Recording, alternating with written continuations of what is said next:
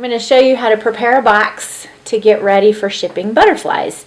If you've been taking our Butterfly College Association for Butterflies course on packing and shipping, you will have already seen that there are several ways to do this. This is the way that we do it at Wings of Enchantment.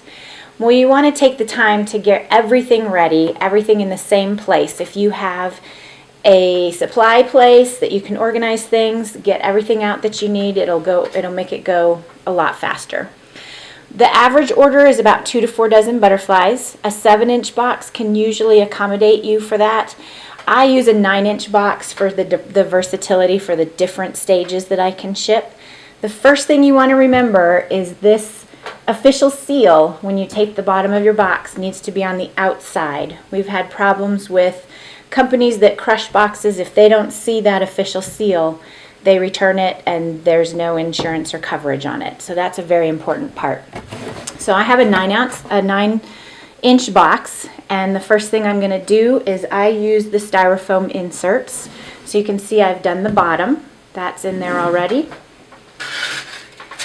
You end up with 4 sides, and I'm going to pack those all in there. So those get all packed in. My box is now ready. I'm going to stop and I'm going to pack the butterflies. If you cool your butterflies first, you will not have as much trouble packing them into their little envelopes. So this is a glassine envelope. I'm also going to show you one of the triangle origami envelopes.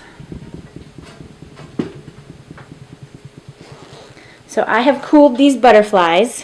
When you are shipping to some customers, you can pack 2 per envelope. When you are packing for other customers, you may only be able to do 1 per envelope. I'm going to do 2 for this one. So I've got those. These are Painted Ladies. These envelopes are actually too big for the Painted Ladies. We do smaller ones for them, but this is what I have available right now. They look the same. And you can see I was messy with this. Painted Ladies are messy. You don't want to do that on your envelopes when you're sending them to a customer. These envelopes then get packed into a box. I have 2 different sizes. The origami envelopes for the larger butterflies fit in the larger boxes. As you can see, in the smaller boxes, they just don't fit. They stick out.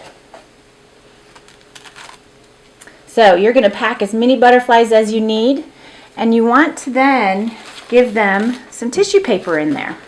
But we don't want anything bouncing around in that box. Okay, so I have my butterfly box packed. That box is going to go inside my styrofoam inserts. So I have packed around that box. I want that box to stay nice and firm in place.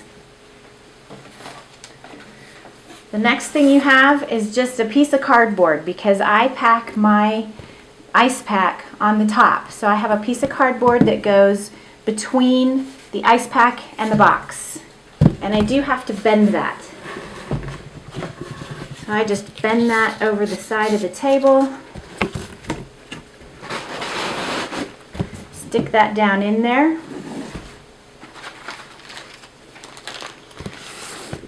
My ice packs I put inside a Ziploc bag because I want to keep as much moisture off as possible. I'm going to pack that right inside there. And then I'm going to take a piece of butcher paper, crumple that up right on top, and put my styrofoam lid on. At this point is where you want to remember any of the extra things that you want to put into your package. I usually have some information letting my customer know they need to contact me right away. If there's any issues, they need to look inside their box. I also will pack my business card. One other very important thing to remember to put on the top of this box is going to be your permit. You have to have a permit to ship outside of your state. So I put all of that stuff so it's right on top and it's the first thing the customer sees. I'm going to close that box up. I'm not going to do it to this one because I'm not actually shipping, but then I'm going to take my tape and I want to tape across the top. FedEx will usually tape along both open edges as well to make sure that nothing gets out.